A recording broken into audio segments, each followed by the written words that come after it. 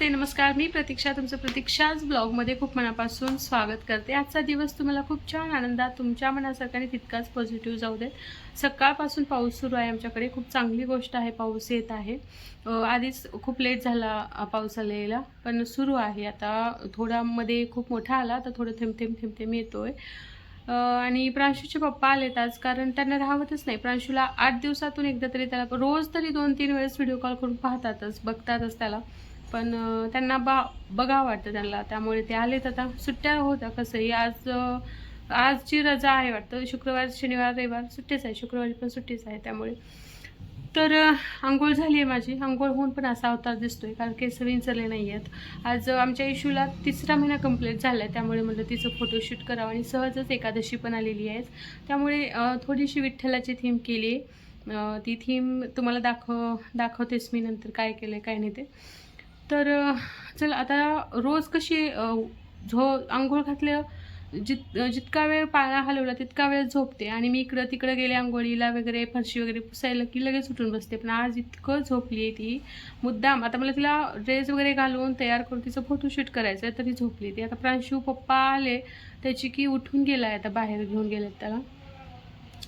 तर चला आता तुम्हाला दाखवते मी फोटोशूट वगैरे कसं कसं करणार आहे, काय नाही, तर स्टे कनेक्टेड।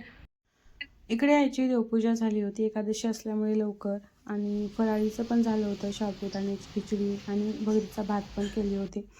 आणि इकडे मी अशी थीम केली होती विठ्ठलाची। आज एकादशी बी होती, आणि तिला 3 महिने आजच कंप्लीट झाले, त्यामुळे माऊली असं लिहिलं होतं मी तांदळाने त्यावर। आणि बाहेर बघा पाऊस कसा पडतोय, धो पाऊस पडत होता, म्हणजे अजून तितकासा आला नाही आहे, म्हणजे पेरण्या होतील अशा, पण जरा पडत आहे पावसाळ्यात असं वातावरण होत आहे थोडं थोडं। तर मी थोडासा, पहिला नाही, हा दुसरा म्हणता येईल पाऊस, कारण पहिला एकदा येऊन गेला होता पूर्वी, आता हा दुसरा पावसाचा आनंद घेते। पाऊस म्हणजे थेंब पडत होते हातावर थोडे थोडे, छान वाटत होतं। आणि जाऊन थोडीशी खाली फुलं आहेत गुलाबाचे, ते आणावं म्हणलं।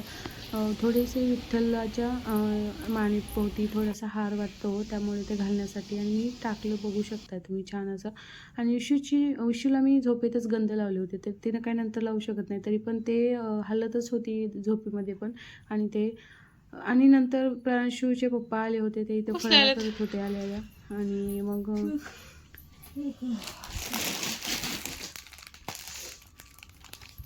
एक रेड कलरचा आहे आणि एक ग्रीन कलरचा फाकायचे आहेत, मस्त आहे। आता काम आहेत, रोज कशी झोपते काय उठते, जाऊ नको, खा मग खा। ती काय काय ते पेड आहे,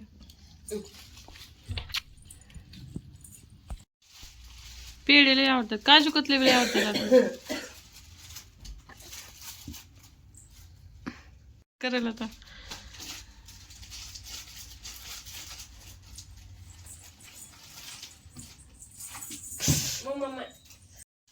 एकदाच किती घातला तोंडात,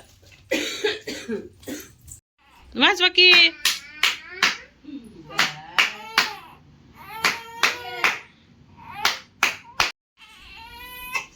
इशूचे फोटोशूट केले, आणि मग निघालो डीमार्टला जाण्यासाठी। दोघांचेही डायपर संपले होते, अजून काही खरेदी करावी म्हणून, तर निघालो। डीमार्टमध्ये जाऊन पोहोचलो, आणि आम्ही ह्या वेळेस ठरवलं होतं की ट्रॉली घ्यायची। आम्ही गेल्या वेळेस ट्रॉली घेतली नव्हती, आणि प्रांशूने इतकं परेशान केला होता, मग ट्रॉली घेतली आणि मध्ये आलो। पण आम्हाला बसवायचं कसं, ते तिथले वॉचमॅन काका आहेत, त्यांनी सांगितलं असं इथे बसवायचं इकडे तोंड करून, आणि मग ते प्रांशूला त्यामध्ये ट्रॉलीमध्ये बसत होते, आणि त्याला इतकं मस्त वाटत होतं, म्हणजे गाड्यासारखं असं फिरल्यासारखं। तो नंतर आम्ही येताना उठायलाच तयार नव्हता, शेवटी नंतर ते सगळं सामान खरेदी केल्यानंतर। तर बघू शकता तुम्ही त्याच्या चेहऱ्यावरची खुशी, किती खुश होतोय तो। नंतर आधी फर्स्ट फ्लोअरवरच घ्यावं म्हणून सगळं खरेदी केली, म्हणजे वॉशिंग मशीनचं जे लिक्विड ते असतं ते घ्यायचं होतं, त्यामुळे त्या सेशनमध्ये गेलो अगोदर, ते लिक्विड घ्यायचं कोणतं घेणार, आणि ते पाहत होते की कोणतं लिक्विड घ्यावं काय नाही ते म्हणून। आणि मग मग लिक्विड घेतलं आणि त्याच म्हणजे फर्स्ट फ्लोअरवरच डायपरचं पण सेशन आहे. मग डायपरच्या ह्याच्यामध्ये तिथे गेलो आणि इशूचे वाईप्स पण संपले होते, त्यामुळे वाईप्स पण तिला आणायचे होते. त्या कोपऱ्यामध्ये होते, पाहत होते मी. मग पण मला त्यांना विचारावं लागलं कुठे आहे तिथल्या कर्मचाऱ्यांना.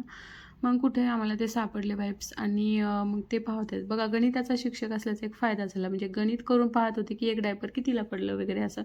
नंतर आम्ही गेलो सेकंड फ्लोअरवर गेलो कपड्याच्या सेशनमध्ये. मुलींचे इतके मस्त मस्त कपडे आले होते तिथे. मला असं होत होतं की हे घेऊ ते घेऊ, सगळेच घेऊ की काय असं वाटत होतं इश्यूसाठी कपडे. पण मी 2च घेतले. 2 घेतले तिला यामधले मी ड्रेसेस, फ्रॉक टाईप असलं हे. आणि मग लाडूसाठी थोडेसे चड्ड्या. आम्ही मागच्या वेळेस गेलो त्यावेळेस तितकासा माल आला नव्हता चड्ड्या वगैरे लाडूला, मग ते घेतल्या.